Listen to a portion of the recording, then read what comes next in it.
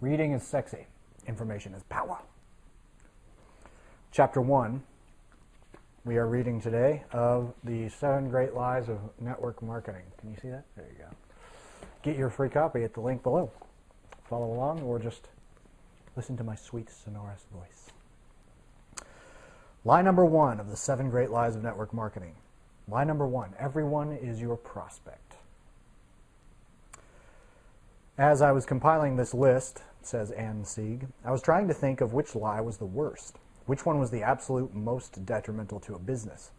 Which one topped them all as the whopper of all whoppers? I tried to narrow it down, but I just couldn't bring myself to select a definite winner. They're all so bad. I'll tell you though, this one was a serious contender for the title. For the title of the book, Everyone is Your Prospect. Maybe for the title of the book, whatever. A similar version of this lie is, everyone wants this, they just don't know it yet. An article found in a popular network marketing publication declares that you just have to believe that everyone is your prospect.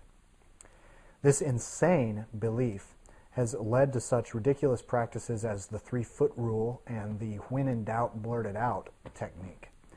Because of this lie, people have the mistaken idea that talking to anyone and everyone they come within arm's length of is an effective recruiting technique. Prospecting at Red Lobster waitresses, employees at Marshall Field's, gas station clerks, total strangers at malls, the postman, kiosk stands, the girl at Caribou, leaving flyers on car windshields. These kinds of antics have damaged this industry's reputation almost beyond repair. They've absolutely destroyed any image of professionalism and made it harder for everyone to sponsor people. These street hustler methods of recruiting have single-handedly placed network marketing on the same level as some low-life schmuck peddling fake Rolexes in the minds of most people. It's absolute lunacy. Don't buy into this fallacy. This isn't evangelism, for crying out loud. Not everyone is your prospect. One of the most important lessons I've ever learned in marketing is this. People who try to be everything to everybody wind up meaning nothing special to anyone. See, not everyone is looking to run their own business. Contrary to what we've been told, there are actually a substantial amount of people who are 100% content with being an employee and have no desire whatsoever to change that. Some people love their job and wouldn't give it up for $1 million. Some people despise network marketing and would rather be buried alive than be associated with it. Some people despise business in general. Some people think making lots of money is a bad thing. Some people don't have the funds to properly run a business. Some people are absolutely scared to death of anything that involves risk. Some people have plenty of money and aren't looking for anything else. Some people just plain old don't care. Some people don't have time. Some people just aren't cut out to be entrepreneurs and are better off working at McDonald's. Some people are perfectly content with where they are in life and have no desire to change, and that's fine. Whatever the case, you do not need to convince anyone to get into this business. I'm going to repeat that. You do not need to convince anyone to get into this business. It's a waste of your time and energy to try and do so. So listen carefully. No one is worth your time unless they've shown an interest in what you're offering and have asked you for more information. I don't care if someone fits the mold of what would normally be considered the perfect MLM prospect. Mid-40s, absolutely despises their high-paying corporate job, wants out of their 9-to-5, loads of connections, great people skills. Sure, they might be a potential prospect, but they're not a prospect worth pursuing until they're actively seeking a solution to their problem. And it doesn't matter how qualified you think a person is or how good you think they'd be at this business. It's not even if a person does want to start a business. Until they go out of their way to get more information on how to do it, they're just another bystander. Not a player in the game. They're not worth going after. Sure, someone could have great people skills, a waiter, for example, but that doesn't mean that they're a good prospect. They could be so violently opposed to MLM business opportunities, or any other way of making money besides being an employee, that it would take a massive barrage of information to even sway their opinion.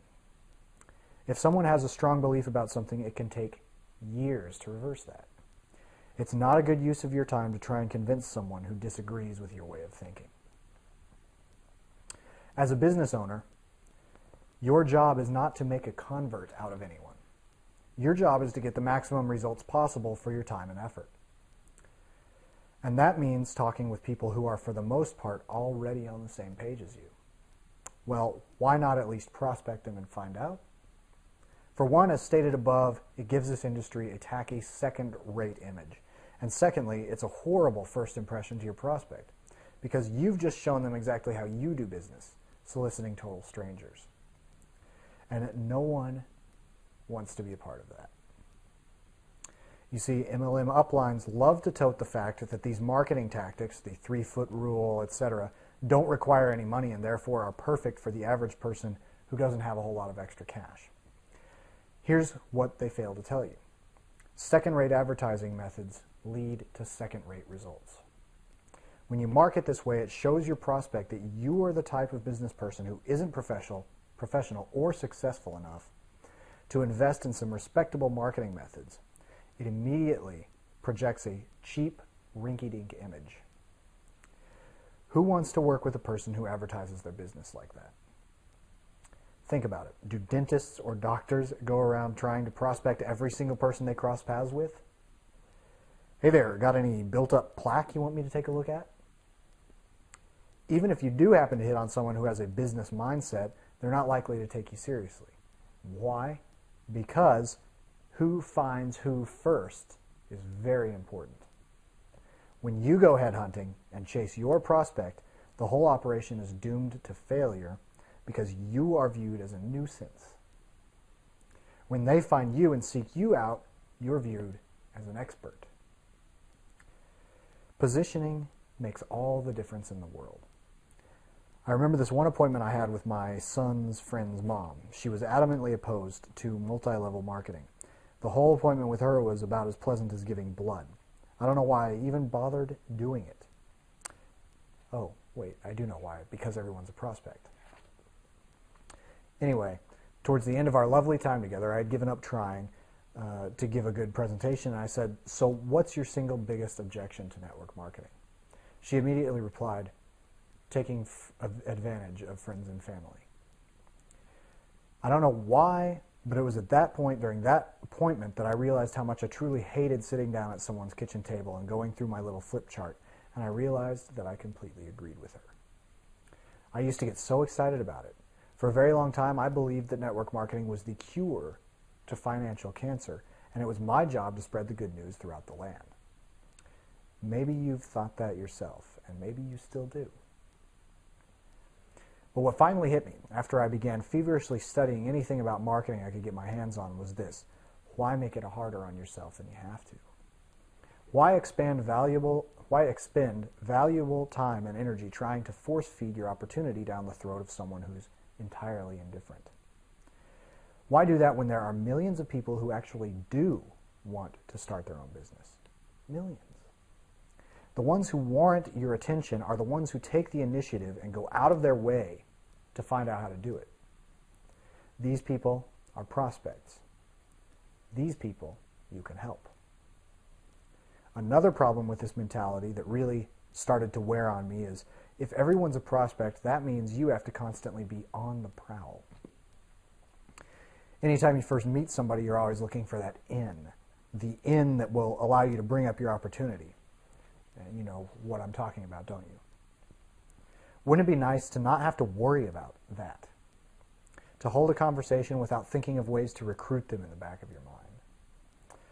Wouldn't it be nice to be able to separate your personal life from your business life? If that idea sounds appealing to you, keep reading or listening. A little later, we'll talk about how to do this by having people come to you instead. So there's still plenty of this ebook left. And one of my main things is, it comes right out of this paragraph. Wouldn't it be nice to not have to worry about that, to hold a conversation without thinking of ways to recruit them in the back of your mind? And if you've seen my blog, you know that I'm all about empathy and intuition. And when we're waiting to pounce on somebody and throw them our opportunity, that is not being empathetic. It's not. So, hope you enjoyed this reading. Please subscribe to this. This channel is updated daily. And check out my blog, HeartenUsMaximus. And lots of good stuff there. And grab your free book below. Cheers for now.